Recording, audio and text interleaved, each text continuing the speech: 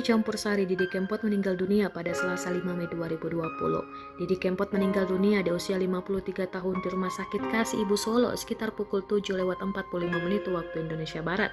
Pukul 7.30 waktu Indonesia Barat, dibawa ke rumah sakit dan meninggal 7.45. Jadi tidak lama sampai di rumah sakit meninggal, kata Humas Rumah Sakit Kasih Ibu Solo, David, seperti dikutip Tribunnews.com.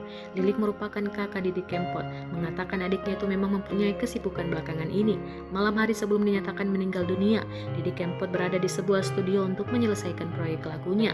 Dikatakan Lilik, Didi Kempot berada di studio pada malam hari dan tiba-tiba hanya izin pergi.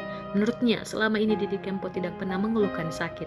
Pada pagi harinya, Didi Kempot dibawa ke rumah sakit dan tak lama berselang dinyatakan meninggal dunia. Manajer Humas Rumah Sakit Kasih Ibu Solo, Dr. Divan Fernandes, menjelaskan diagnosis awal meninggalnya Didi Kempot karena henti jantung.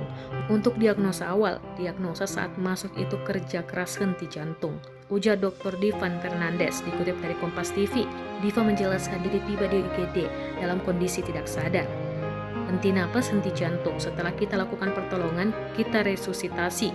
Namun, karena kondisi pasien buruk, pasien tidak tertolong, pukul 7.45 nyatakan meninggal oleh dokter, ujar Divan. Namun ia enggan secara rinci menyebut riwayat penyakit yang dialami Didi Kempot sebelum meninggal dunia.